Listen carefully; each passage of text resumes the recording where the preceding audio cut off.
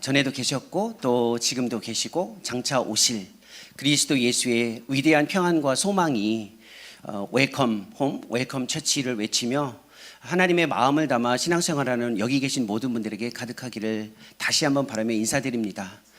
이 목사님의 참 목자의 마음을 담은 열정적인 헌신과 수고, 기도, 또 서 목사님의 하나님을 갈망하는 그 마음과 헌신, 또 김주화 전도사님과 정승현 전도사님은 저에게 직접 배우신, 물론 서 목사님도 저한테 배웠는데 그래도 가장 최근에 배우신 전도사님, 배우고 계신 전도사님도 계십니다. 네 분 다 사실은 1월부터 저에게 먼저 웰컴을 보여주셨어요. 참된 환대를 보여주셔서 소식도 전해주시고 또 초청해 주시고, 그 다음에 한 몇 주 전에는 직접 제가 사역하고 있는 용인까지 오셔서 이렇게 인사를, 제가 와야 되는데 먼저 저에게 환대를 보여주셨습니다. 이 아름다운 환대의 공동체에서 하나님을 같이 예배할 수 있다는 것은 저에게 큰 기쁨입니다. 또 예배와 관련되어져 있는 이 내용을 함께 나누어야 된다는 요청이 주어졌는데, 하나님의 말씀 안에서 이 주제가 우리에게 좀 더 살아있는 말씀으로 다가오고 우리의 삶에 조금 더 의미 있는 메시지가 되기를 소망합니다.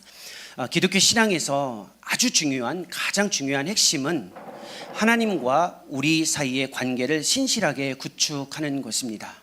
하나님과의 관계의 구축은 우리에게 의무라기보다는 우리에게 주어지는 축복입니다.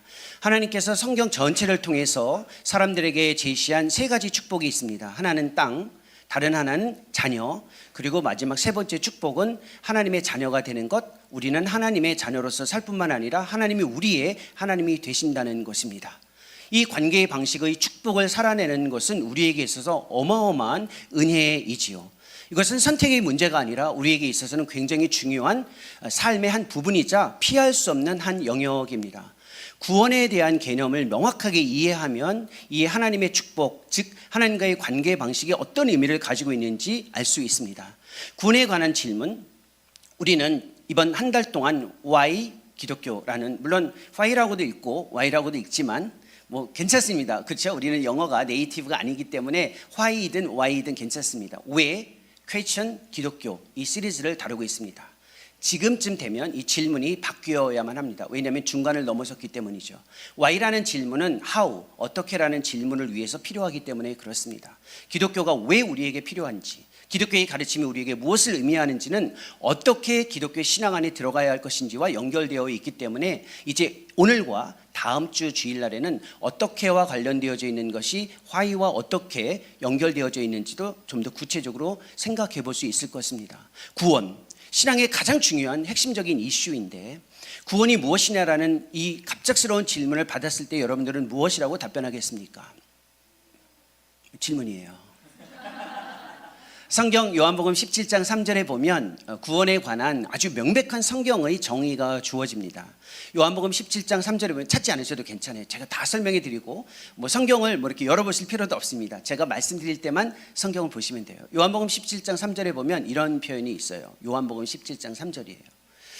영생 곧 구원 곧 영생은 유일하신 참 하나님과 그의 보내신 자 그의 아들 예수 그리스도를, 근데 그 다음에 이제 중요해요. 예수 그리스도를 믿는 것이라고 생각하지만 성경은 아는 것이라고 되어 있습니다. 우리는 신앙과 관련해서 믿는 것이다라는 것을 가장 중요한 동사로 생각합니다. 그런데 구원에 연결되어지는 가장 중요한 핵심적인 의미를 수반하는 동사는 아는 것이라고 이야기합니다. 좀 의아하지 않습니까?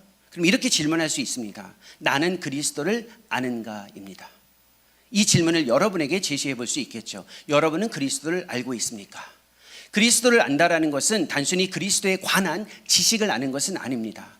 믿지 않는 사람, 무신론자, 기독교의 적대적인 사람들도 그리스도에 관해서 잘 알고 있습니다. 우리가 그리스도에 관해서 한두 줄 알고 있다고 해서 그리스도를 알고 있다라고 착각하시면 안 됩니다. 그리스도를 안다라는 말은 그리스도를 어떻게 다룰 줄 아는 기술을 안다라고 뜻하지는 않습니다.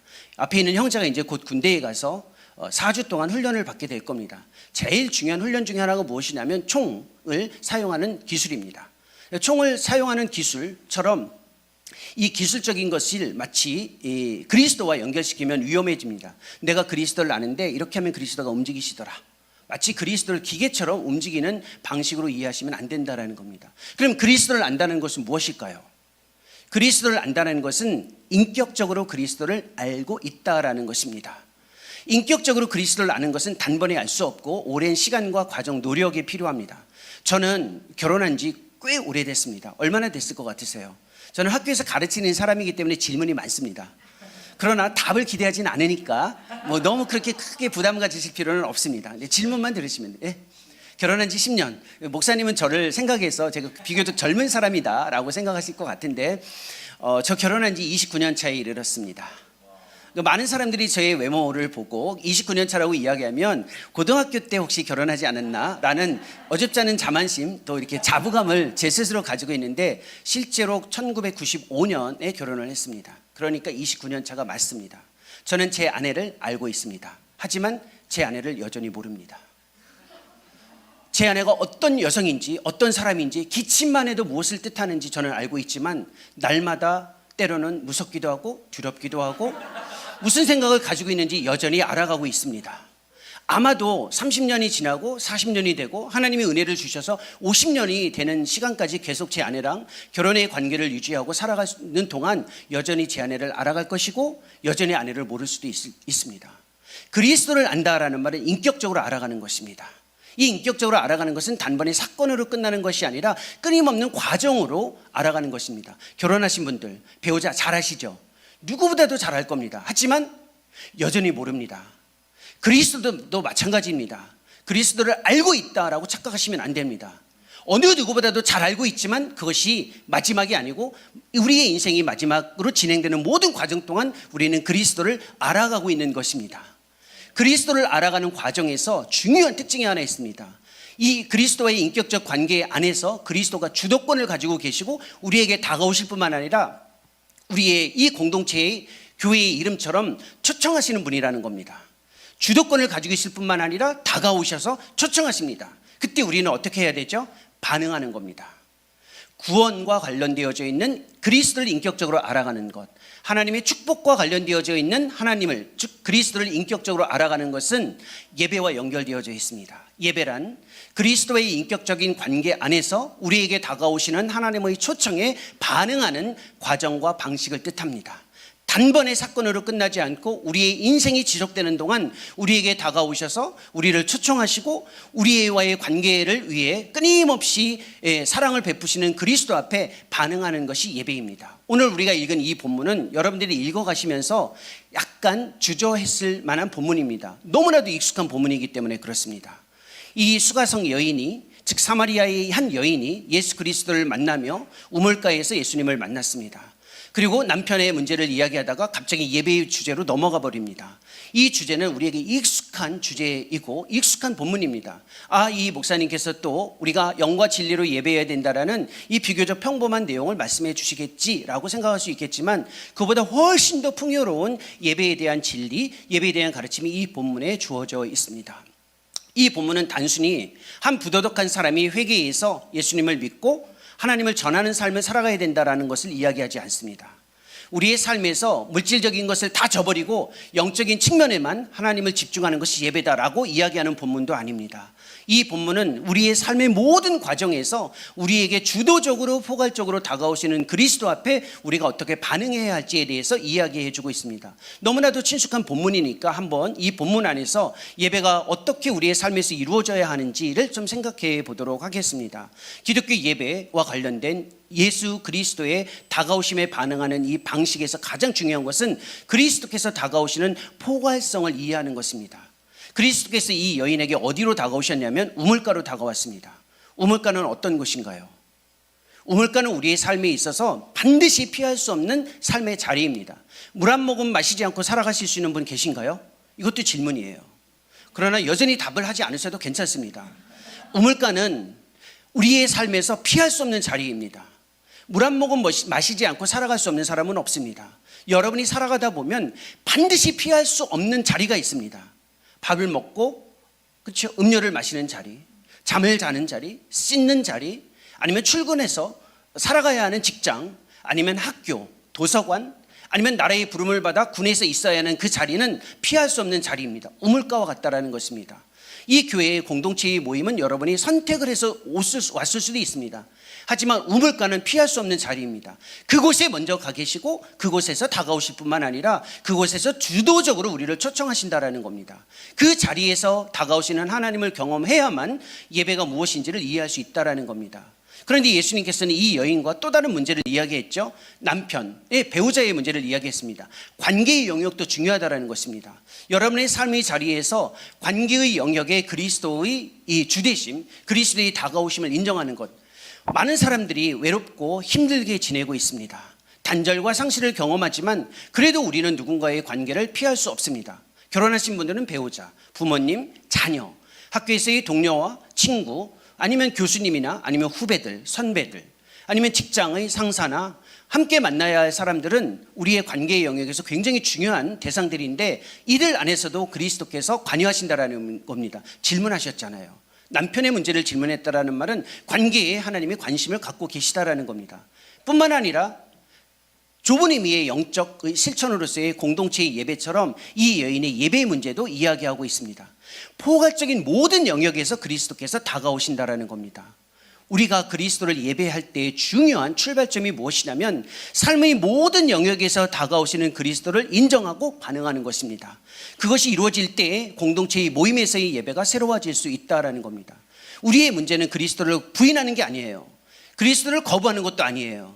우리의 문제는 그리스도를 특정한 영역에서만 만나고 싶어하는 것입니다. 내가 그리스도를 만나고 싶어하는 그 자리에서만 그리스도를 만나고 그 밖의 영역에서는, 그 밖의 자리에서는 그리스도를 만나고 싶어하지 않습니다. 이러한 삶의 모습을 무엇이라고 이야기하냐면 여기서부터 수준이 조금 올라갑니다. 세속주의 기독교인이라고 이야기합니다. 세속주의는 그리스도를 부인하는 것이 아니라 그리스도를 만나는 영역을 제한시켜 놓는 것을 세속주의라고 이야기합니다. 이런 사람들의 특징이 있어요. 내가 이루고 싶어하는 어떤 자리를 정해놓고 그 일을 이루기 위해서 그리스도를 부르는 겁니다. 그리스도를 수단화하는 것입니다. 그리스도를 이용하는 겁니다. 그러니까 세속주의라는 말을 쓰지 않더라도 하나님의 예배가 기울어지는 사람들의 특징은 내가 이루고 싶은 일을 위해 그리스도를 불러서 이용하는 겁니다. 그리스도를 수단화시키는 겁니다. 여러분 신앙생활 정말 이 목사님 또 서 목사님 김 전도사님 정 전도사님으로부터 배우고 있는 내용이 무엇입니까? 그리스도는 즐거움의 대상이지 이용의 대상이 아닙니다. 우리는 그리스도를 너무 이용하는 데 익숙합니다. 내 삶의 필요를 위해서 수단화하는 것이 아니라 그리스도 자체를 즐거워할 수 있어야 하나님을 예배할 수 있다는 겁니다. 무엇을 즐거워하십니까? 여러분의 인생의 궁극적인 목적이 무엇입니까? 하나님을 영화롭게 하고 그분을 영원히 즐거워하는 것이 신앙 고백의 출발이었습니다. 그런데 우리는 그리스도를 즐거워하지 않고 이용할 수 있다는 것을 늘 경계해야 된다는 겁니다. 그러려면 그리스도가 삶의 보이는 자리와 보이지 않는 자리에서 주인이다라는 것을 인정하는 겁니다. 왜 주인이 중요하냐면 우리는 그리스도를 인정할 때에 주인이 아니라 손님처럼 대하고 싶어 합니다. 손님과 주인의 차이가 뭐죠? 여러 차이가 있어요. 물론 여러분들은 저에게 금방 이제 저랑 익숙해지셔서 제가 질문해도 답변을 하지 않으시는데 괜찮습니다. 손님과 주인의 차이가 뭐죠? 생각은 하셔야 돼요. 제가 이제 전주라는 곳이 저에게는 있어서 이제 제가 고향이 아니고 이곳에서 생활하고 있지 않기 때문에 약간은 이제 낯선 지역이겠죠. 전주에 와서 이렇게 방문을 했습니다. 전주에 이렇게 와서 손님으로 왔습니다. 근데 생각보다 사람이 괜찮아 보여요. 제 편에서 생각할 때. 그래서 저 목사님 우리 집에 한번 좀 초청하고 싶다 해가지고 앞에 계신 성도님이 두 분이 내외분이시죠?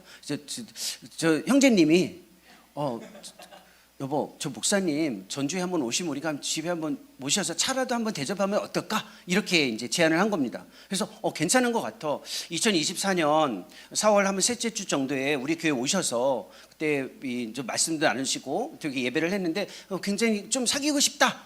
뭐 그런 생각은 없으실 테지만 예를 들어서 이야기하는 예를 들어서 그래서 우리 형제님이 제안을 해서 제가 어딘지는 몰라요. 이거 너무 긴장하실 필요는 없습니다. 실제로 가능성 있는 이야기는 아니지만 적절한 예의이기 때문에 그래요.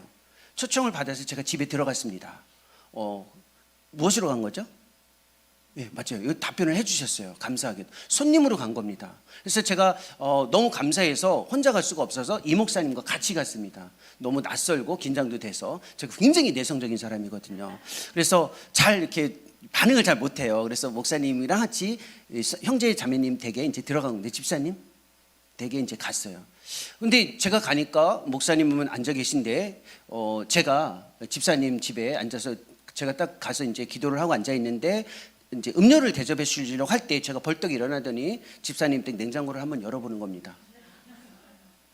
지금부터 잘 생각해 보세요. 저분이 왜 저러실까? 뭐 찾으시는 게 있나? 말씀하시면 되는데 냉장고를 열어보면 조금 약간 긴장이 되겠죠, 그렇죠? 갑자기 냉장고를 열어보면. 근데 집사님이 냉장고 열어보면 괜찮으시죠? 집사님이 냉장고 열어보도 서로 괜찮으시죠? 그렇죠? 왜? 주인이니까. 손님이 가서 냉장고를 열어보면 처음에는 당혹스러워합니다. 제가 팬트리도 열어봅니다. 그러고 나서 방이 궁금해가지고 들어갑니다. 갑자기 책상도 앉아보고 컴퓨터도 좀 열어보고 서랍도 한번 열어봅니다. 그때부터 저를 뭐라고 생각하시겠어요? 내가 잘못 봤다. 2024년 4월 21일 그 주일날 봤던 주종원이 아니다. 저렇게 무리한 사람이 있을까라고 생각하실 것입니다. 이게 지극히 정상이에요. 아무리 이해하려고 해도 쉽게 이해되지 않는 이유는 뭐냐면 손님으로 초청했는데 주인처럼 행동하고 있기 때문에 그렇습니다. 만약에 집사님이 팬트리를 열어보고 냉장고를 열어보고 방에 들어간다면 괜찮아요. 왜? 주인이니까. 우리가 그리스도를 받아들일 때 이렇게 이해하고 이렇게 받아들이고 있다는 겁니다. 지극히 존중해서 손님처럼 그리스도요, 여기 앉아 계십시오. 이 자리에서 저의 대접을 받으십시오. 그러나 제 삶에 관여하실 필요는 없습니다. 이 자리에 들어오시면 안 됩니다. 이 룸은, 이 자리는, 이 방은 저만의 영역이기 때문에 들어오시면 안 됩니다 라고 생각하면서 살아가고 있다는 겁니다. 이게 그리스도를 손님과 주인으로 구분해서 받아들이는 우리의 모습입니다. 그리스도는 주인이지 손님이 아니라는 겁니다. 내 삶의 어떤 영역에도 거침없이 들어와서 무엇을 살펴도 그것을 인정해 드릴 수 있어야 하는 그 분이신데, 우리는 그리스도를 존중하기 위해서 손님처럼, 그리고 거기에 계시다가 내가 필요할 때만 오셔서 반응해 주시기를 원하는 그러한 모습을 갖고 있습니다. 그리고 그러한 모습이 우리에게 익숙합니다. 그래서 여러분들이 이 모습이 얼마나 익숙한지를 알 수 있는데, 집에 혹시 SKT가 아닌 KT 인터넷을 사용하시는 분은 인공지능 지니를 알고 계실 겁니다. 지니 아시죠? U+나 SKT는 아니에요. 그러나 KT는 지니를 같이 이제 제공해 줍니다. 지니 혹시 처음 들어보시는 분? 혹시 이 지니를 얘기하는데 알라딘의 지니가 생각나시는 분? 우리는 다 젊은 세대에 계십니다. 인공지능 지니가 생각나죠? 지니가 어떤 존재입니까? 지니야 TV 켜줍니다. 지니야 음악 틀어줘, 다 켜줍니다. 지니야 오늘 날씨 어때? 그럼 다 답변합니다. 지니야 조용히 있어, 그럼 조용히 합니다. 그리스도를 그렇게 우리는 요구하고 싶어 합니다. 지니처럼. 주님 필요해요? 오세요. 주님 지금은 아닙니다. 거기 계세요 라고 겉으로는 이야기하지 않지만 우리의 삶에 체화된 방식으로 그리스도를 주인이라고 고백하지만 삶에서는 손님처럼 인정하는 것이 예배의 가장 큰 걸림돌이라는 겁니다. 이게 예배와 연결되어져 있어서 굉장히 중요한 이슈라는 것을 성경에서 이미 이야기하고 있습니다. 구약성경 아모스에 보면 이 예배와 관련되어져 있는 삶의 모든 영역에서 하나님께 반응하는 것이 얼마나 중요한지 이야기해주고 있습니다. 피지 않았어도 되지만 혹시 화면에 나온다면 보셔도 됩니다. 성경을 열지는 않았어도 되지만 보실 수는 있다는 겁니다. 아모스서 5장 21절에 보면 이런 표현이 있습니다. 너희가 절기를 따라 함께 모여, 거룩한 모임, 성회라고 이야기하는데 거룩한 모임에 모여도 내가 기뻐하지 않겠다, 즐거워하지 않겠다라고 이야기해요. 그렇죠? 이해가 되시나요? 이해가 되세요? 지금까지 우리가 팬데믹을 거치면서 제일 힘들었던 주제가 뭐였어요? 모임이었습니다. 그래서 그 모임을 위해서 함께 모이는 것이 어려웠을 때 온라인이라는 방식이 우리의 삶으로 다시 영적 생활과 함께 한 방식으로 들어왔습니다. 모임, 그렇게 강조했죠. 근데 주님이 이렇게 이야기했습니다. 안식일 아니면 절기, 시간의 리듬을 따라서 공동체의 모임에 들어와도 내가 기뻐하지 않겠다라고 이야기하셨어요. 여러분이 믿는 하나님입니까? 모임 자체를 기뻐하지 않으신다는 거예요. 그 다음 구절에 보면 조금 더 충격적입니다. 사실 우리가 기도하고 찬양할 때 이 부분을 이야기했어요. 22절에 보면 이런 표현이 나옵니다. 너희가 번제나 소제, 너희가 예물을 가져다 드려도 내가 그것을 받지 않겠다라고 이야기합니다. 하나님이 우리가 내어드리면 무조건 받으신다라는 생각을 가지시면 안 된다라는 겁니다. 조금 두렵죠. 조금 우리도 다소 충격적일 수 있는데 그 다음 구절은 더 충격적입니다. 23절 보십시오. 아무리 화려한 악기, 정말 아무리 정교한 음악으로 나에게 찬양을 해도 내가 그거 안 듣겠다라고 이야기합니다. 보십시오.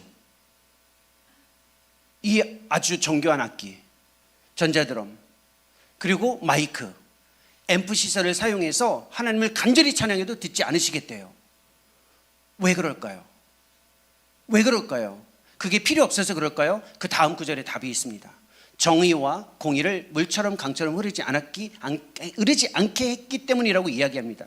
무슨 뜻일까요? 예배와 관련해서 우리는 정해진 시간 한 자리에 모여서 하나님이 원하시는 몇 가지만 하면 된다고 생각합니다. 그것조차 하지 않았을 때 마음이 두려워하기도 하죠. 그렇지만 하나님의 마음은 다른 데 있습니다. 왜 우리가 익숙한 이 세 가지를 하나님은 받지도 않고 듣지도 않고 싫어하신다라고 이야기하실까요? 하나님을 당혹스럽게 하고 있기 때문에 그렇습니다. 다시 우리의 삶의 모습으로 돌아가 볼까요? 그래도 처음부터 저를 도와주신 두 집사님이시니까 계속 도와주실 수 있습니다. 그렇죠? 제가 집사님 네 분이 참 인상도 좋으시고 정말 헌신적으로 보이시고요. 정말 이렇게 귀한 성도님들이 있을까? 두 분이 정말 아름다운 모습으로 계세요. 제가 이렇게 칭찬을 막 하고 있죠. 얼마나 좋으세요, 그렇죠? 낯선 사람에게 칭찬을 받는 것도 사실은 되게 좋을 수 있잖아요. 이렇게 막 칭찬을 해요. 정말 저 집사님의 그 미소는 어떻게 세상에 저런 아름다운 미소를 가지고 계실까 정도의 얼굴이 정말 온화하세요. 근데 제가 오늘 처음 봤는데 저런 집사님이 이 더 초청교회 교인이라는 성도님으로 계시다라는 것은 정말 이 목사님이 부러울 정도예요. 결혼 잘하셨다는 겁니다. 어떻게 생각할지 모르겠지만 저에게는 이렇게 비춰져요. 책임감 있게 살라라는 뜻이겠죠, 그렇죠? 네. 제가 이렇게 막 칭찬을 했어요. 이렇게 끝나고 정말 잊을 수가 없어요. 이 정도 이야기하면 집사님 네 분을 제가 잊을 수는 없습니다. 그렇지 않을까요? 제가 사실은 얼굴을 잘 기억하지 못해도 집사님 네 분은 기억할 수 있을 것 같아요. 일주일 만에 일이 있어서 제가 전주역에 다시 한번 내려오는 상황이 주어졌다고 생각해 봅시다. 전주역 앞을 지나가는데 집사님 네 분을 본 거예요. 일주일 후에 어떻게 했어요? 전주역에서 저를 봤어요. 반갑죠. 대답을 왜 안 하세요? 집사님 반가우시대요. 네, 같은 마음이시죠? 네, 저도 반가울 것 같죠. 그런데 지나가다가 보고 제가 지나쳤습니다. 놀라셨죠? 그렇죠? 놀라실 거예요. 그러면 이 두 분이 이렇게 생각할 겁니다. 저분이 우리를 못 보고 지나갔을 것이다 라고 생각합니다. 그렇잖아요, 그죠? 전주역이고 뭔가 볼 일이 있어서 오셨는데 그 많은 만남 중에 우리를 만날 거라고 생각하지 못하셨겠지. 눈빛은 준 것 같지만 그냥 지나가는 것 이해할 수 있어요. 30분 만에 다시 전주역을 돌아서 다시 걸어오는데 똑같이 봤어요. 이번에는 제가 집사님 네 분을 보면서 눈동자를 마주칩니다. 그리고 나서 보고 그냥 지나가요. 그 다음에는 어떻게 생각하실까요? 예? 어떻게 생각하실까요? 저분들이? 예? 네? 괜찮아요. 답변하셔도 돼요. 뭐지? 이거? 뭐지? 이거 더 넘어섭니다. 저 사람은 이런 사람이구나. 더천천교회에 왔을 때 3층 예배당 안에서는 그렇게 우리를 칭찬하고 정말 정중하더니 길거리에서는 완전히 우리를 완전히 무시하고 막 물건 취급하듯이 보는 저 사람은 저런 사람이구나 라고 생각하면 누가 당혹스러워요? 집사님 네 분이 당혹스러우신 거죠. 저의 위선적인 모습 때문에, 저의 이중적인 모습 때문에. 하나님이 제일 싫어하는 것이 무엇이냐면 하나님을 당혹스럽게 하는 겁니다. 함께 모인 이 자리에서 열정적으로 기도하고 찬양하고 하나님을 하나님으로 인정하는데 삶의 자리에서는 똑같은 하나님인데 그 하나님의 얼굴을 빛을 바라보며 하나님을 무시할 때 누가 당혹스러울까요? 우리는 괜찮을 수 있어요. 그렇죠? 저는 괜찮을 수 있어요. 제가 그게 익숙하다면. 그런데 집사님 네 분이 저의 모습을 보면서 당혹스러워하듯이 하나님도 당혹스러워한다는 겁니다. 예배가 무엇입니까? 삶의 모든 영역에서 하나님을 하나님으로 인정하는 삶을 거짓없이 살아가는 것입니다. 이 자리에서 뿐만 아니라 여러분이 살아가는 삶의 모든 자리에서 똑같은 하나님임을 인정하고 그 모습 드러나지 않은 것을 아모스서에서 이렇게 이야기하고 있는 겁니다. 너희들은 내 앞에서 그렇게 열심히 모이고 그렇게 열심히 헌금하고 그렇게 열심히 예물을 내어드리고 그렇게 헌신적으로 찬양하고 그러면서 삶의 자리에서는 나를 완전히 무시하는구나. 무엇이 진짜인지 내가 헷갈린다라는 뜻입니다. 예배는 단순히 모여서 무엇인가를 하는 것이 아니라 삶 전체에서 하나님께 인격적으로 반응하는 모습이라는 겁니다. 이 그리스도의 포괄적인 다가오신 뿐만 아니라 주도성까지도 생각해 보셔야만 합니다. 여기서부터는 제가 조금 더 적극적으로 움직일 수 있습니다. 그리스도께서는 우리에게 다가오실 때 인격적인 관계의 방식으로서의 반응을 요청하는 그 예배의 삶을 살아갈 때에 훨씬 더 주도적으로 우리에게 다가오신다라는 겁니다. 6절에 보면 이런 표현이 나옵니다. 6절입니다. 6절. 제6시라는 표현이 나옵니다. 그렇죠? 제6시에 이 사마리아 여인이 있는 수가성 안으로 그 옆으로 이제 다가오셨습니다. 6시에 다가오셨습니다.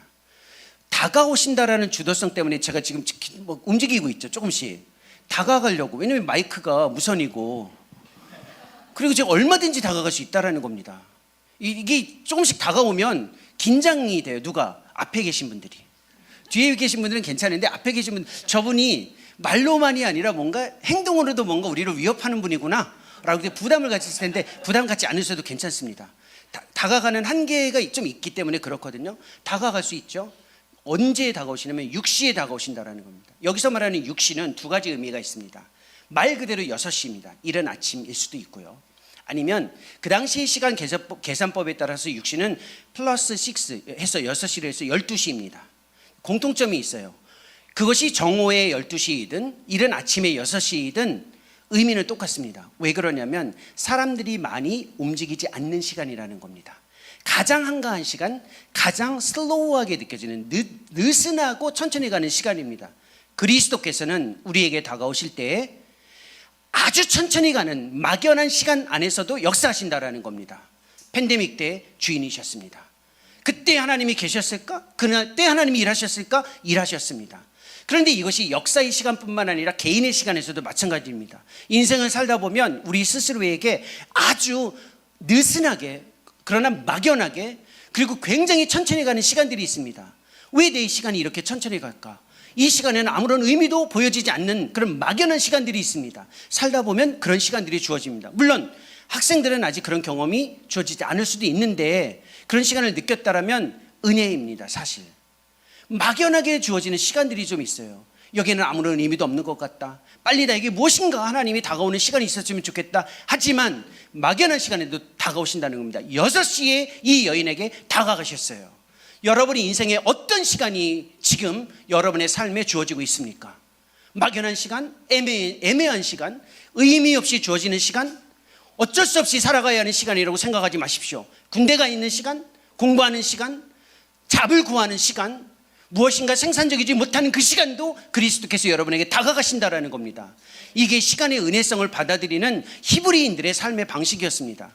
히브리인들은 시간을 이야기할 때, 하루의 단위를 이야기할 때요, 저녁이 되고 아침이 되었더니 하루가 되었다라고 이야기합니다.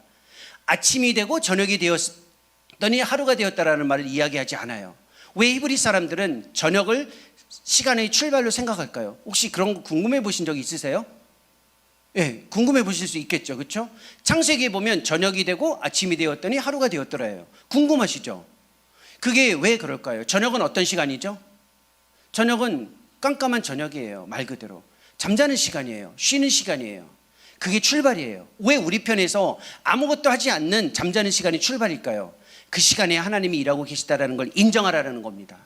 눈뜬 이른 아침은 우리가 새롭게 무엇인가를 살아가기 위한 출발이 아니라 이미 하나님께서 밤새 우리 가운데에서 우리를 위해 일하시는 그 시간 안에 눈을 뜨고 우리가 들어가는 겁니다.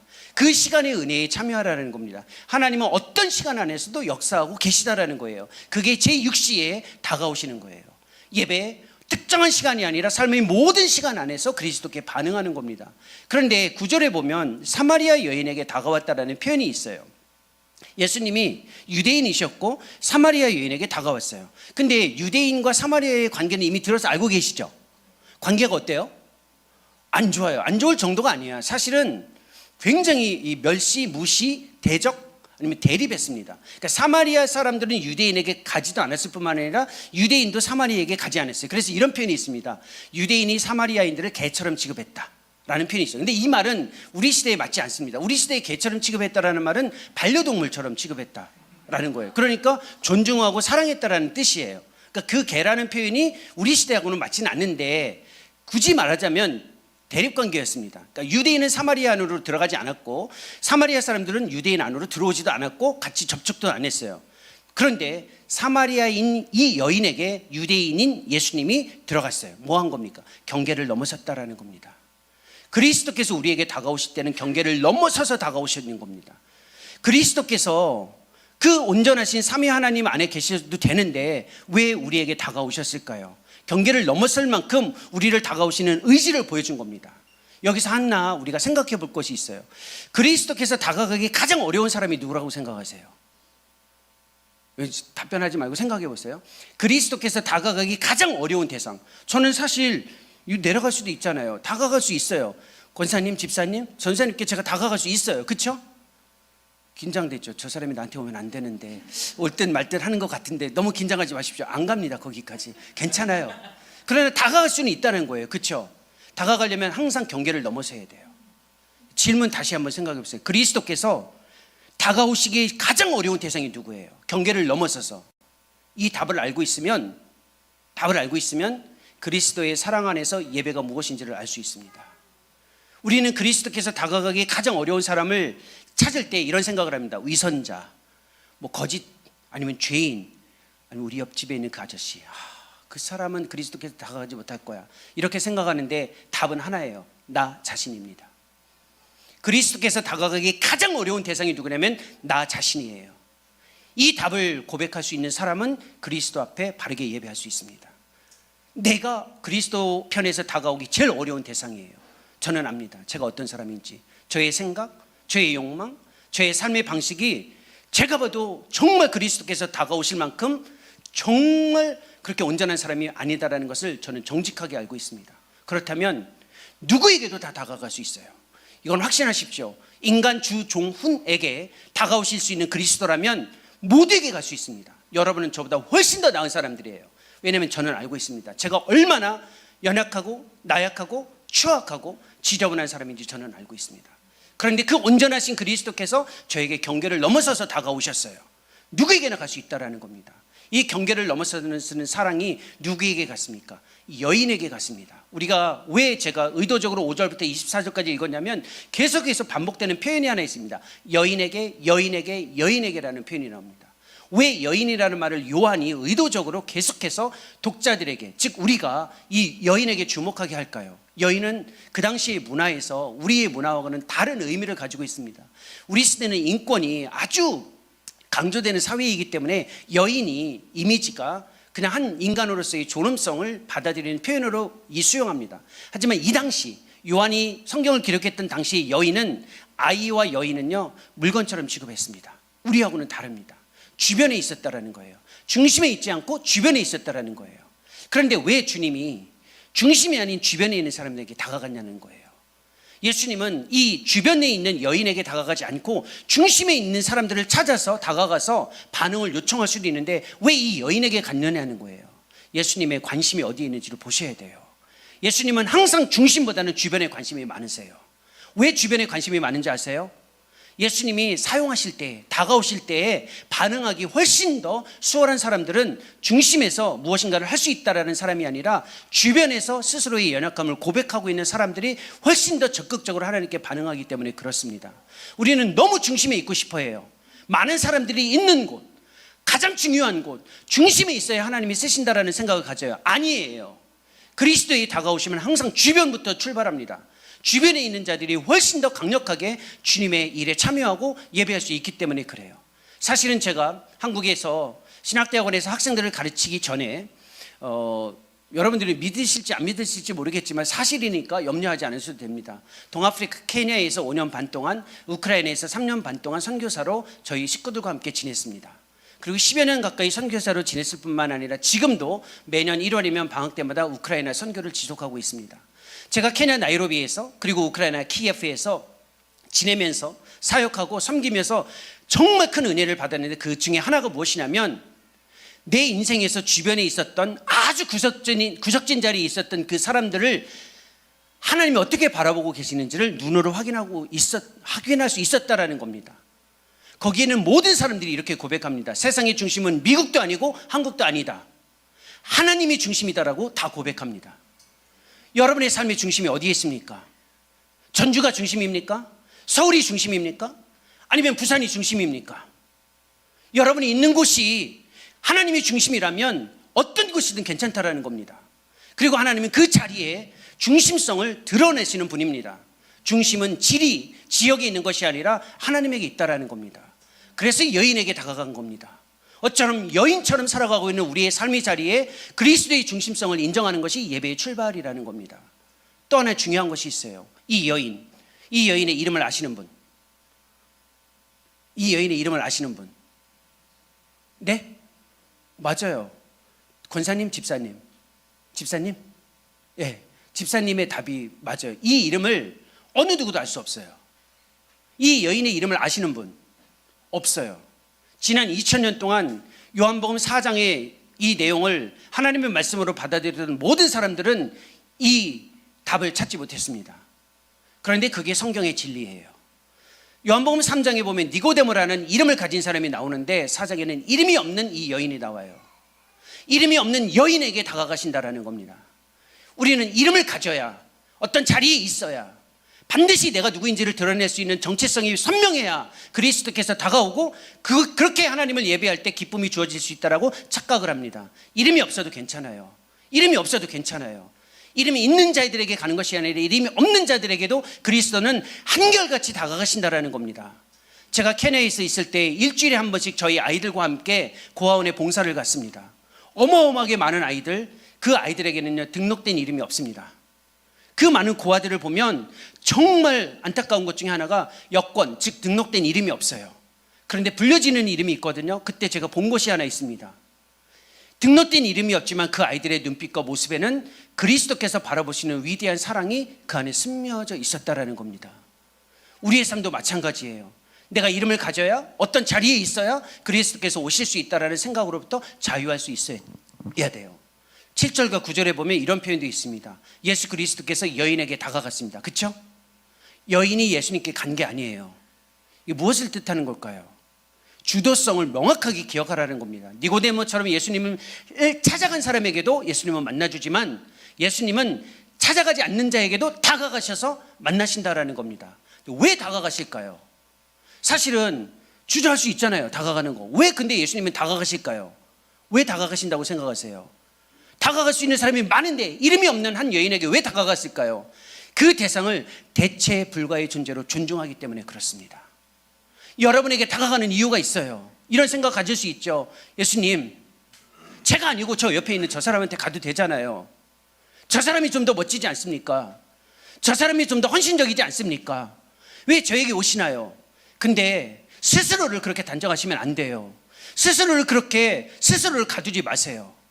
예수님은 우리 자신을 대체 불가의 대상으로 생각하세요. 네가 아니면 안 된다. 네가 아니면 안 된다. 네가 포기해도 나는 너를 포기할 수 없다. 왜? 너를 대신할 수 있는 어떠한 사람도 이 세상에 없기 때문이다라는 겁니다. 여러분 스스로를 그렇게 받아들이셔야 돼요. 예수님 편에서는 대체 불가의 존재입니다. 그리고 지금의 모습을 과정으로 보시는 거예요. 지금을 결과로 안 보세요. 왜 이 여인에게 다가갔냐면 이 여인의 지금의 모습이 마지막이 아니기 때문에 그렇습니다. 우리의 생명이 다하는 날까지 우리의 인생은 과정이에요. 여러분 지금에 있는 여러분의 모습을 보십시오. 이게 마지막이라고 생각해 보면 조금 억울한 것도 있잖아요. 그렇죠? 답변할 수 있어요. 저도 억울해요. 이게 정직한 답변이에요.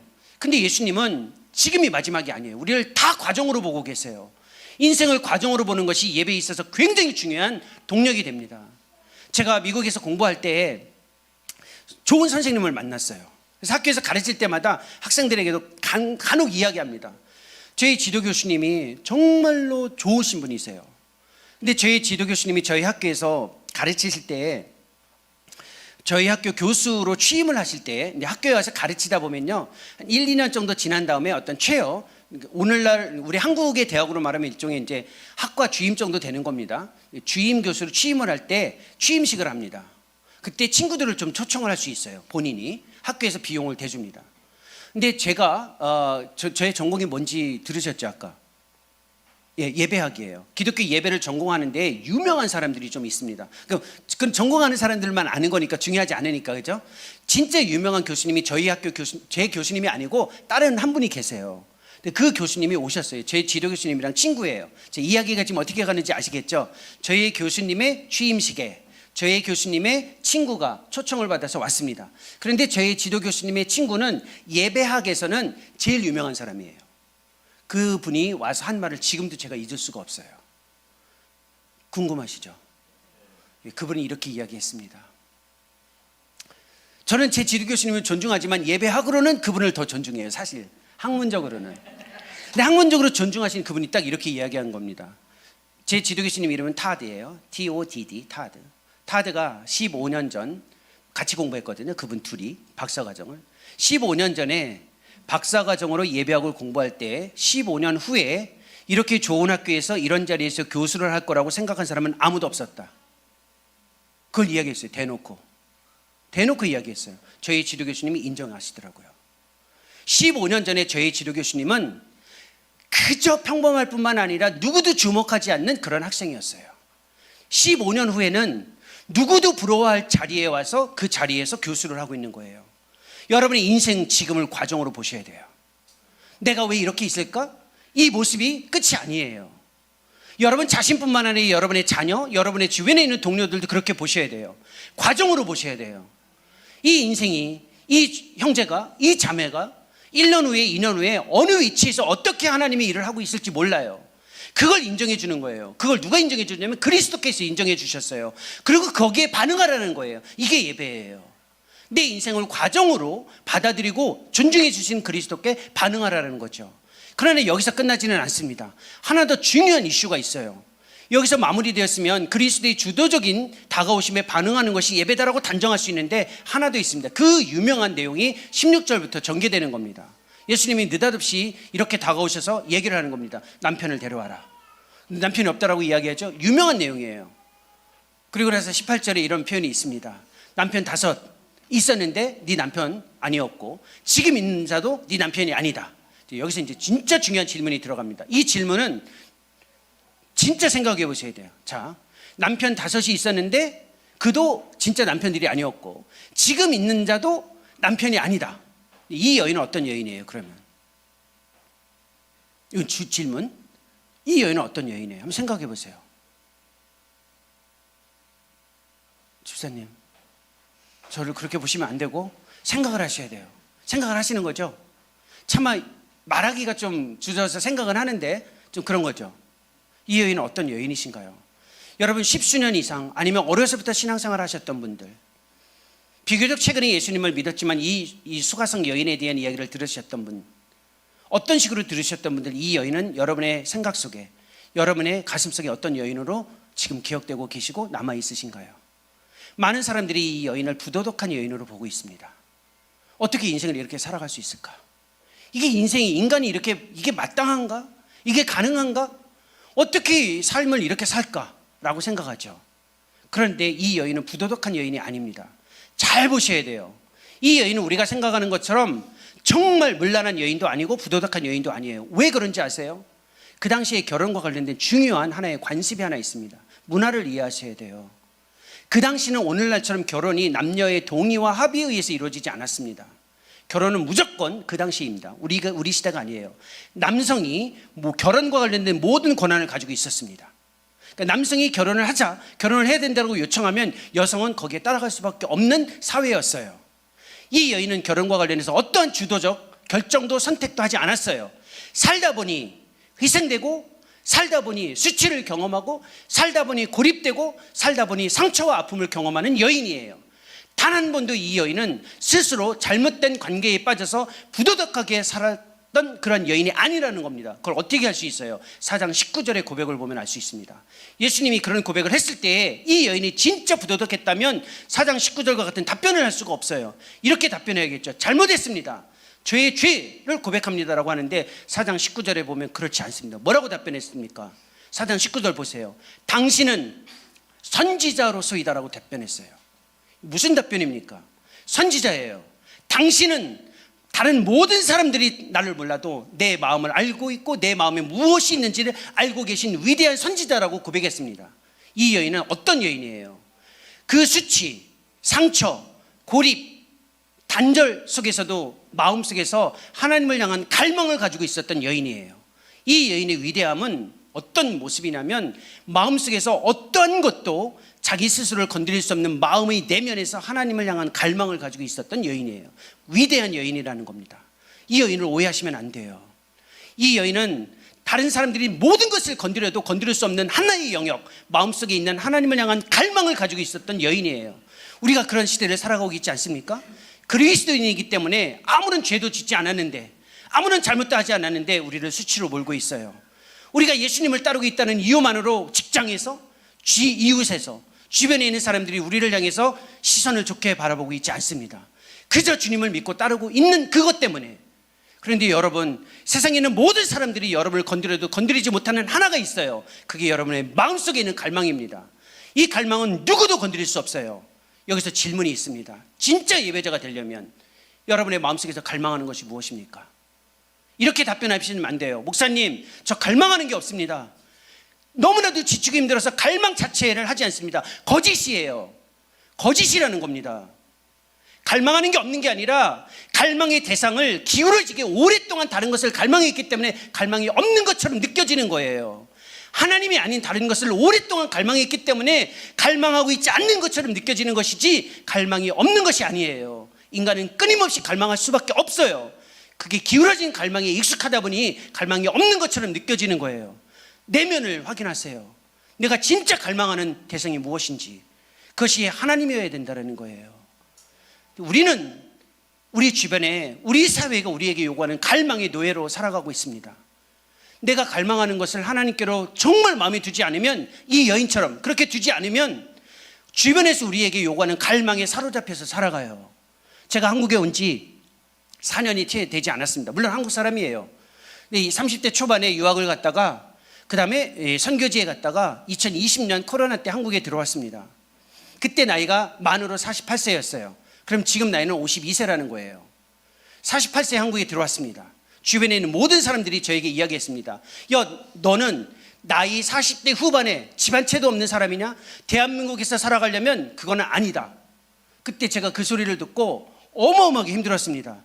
40대 중후반을 살아가려면 이 땅에서 집 한 채는 가지고 있어야 되는구나. 우리 사회가 저에게 부여한, 제 주변에 있는 모든 사람들이 저를 그렇게 이야기했습니다. 그래서 제가 제 아내와 함께 생각했습니다. 우리는 집 한 채도 없다. 그냥 임대주택에서 살아가면서 이렇게 살아가고 있는데 빨리 집을 마련해야 되나? 그거에 허덕여가지고 2년 동안 마음의 갈망이 기울어졌었습니다. 어떻게 하면 빨리 집을 얻어야 되나? 어떻게 하면 빨리 집을 가져야 되나? 사회가 가져다 준 겁니다. 그 욕망은. 거기에서 나오는데 시간이 꽤 걸렸습니다. 괜찮아요. 평생 임대주택에 살면 어때요? 내 마음속에서 하나님을 향한 갈망 자체가 더 중요한데 사회가 이야기하는 겁니다. 너 나이 30이야? 그러면 이 정도는 돼야지. 너 나이 40이야? 그러면 이 정도의 모습은 가지고 있어야지. 너 나이 50이야? 그러면 이 정도는 돼야지. 우리 사회에서 우리에게 갈망을 주입하고 있습니다. 그 갈망에 여러분들은 노예가 되지 않도록 노력하셔야 돼요. 어떤 상황에서도 여러분의 마음속의 갈망은 그리스도여야 된다는 겁니다. 흔들리지 마십시오. 사회가 여러분들에게 부여한 갈망에 들어가지 못하면 사회는 여러분을 수치로 몰아넣을 수 있어요. 몰아넣을 수 있어요. 하지만 그리스도께서는 그것 때문에 여러분을 수치로 간주하지는 않으신다는 겁니다. 예배, 마음에 있는 갈망을 하나님께로 고정하는 거예요. 그때 내가 어디에 있든지 상관없어요. 이 여인에게 그리심산, 예루살렘 어디든지 있어도 괜찮다라는 거예요. 어디에 있으면 되냐? 성령의 도우심, 진리이신 그리스도를 통해서, 영, 성령입니다. 진리 그리스도예요.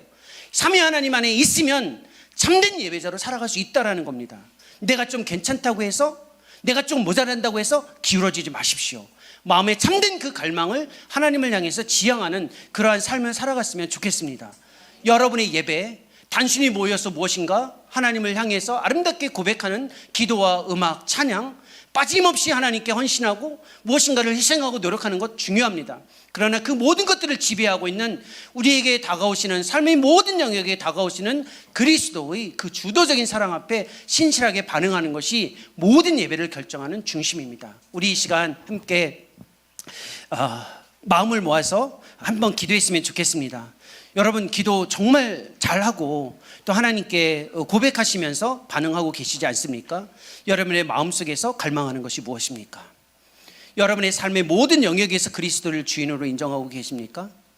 그리스도께서 여러분의 모든 시간에, 여러분이 비록 주변에, 아니면 여러분이 진짜 구석진 자리에 이름도 없이 살아가고 있을지라도 그 자리에 다가오십니다.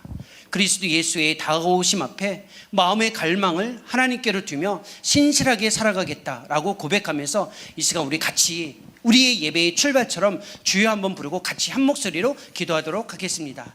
주님, 이 시간 주님 앞에 머리 숙여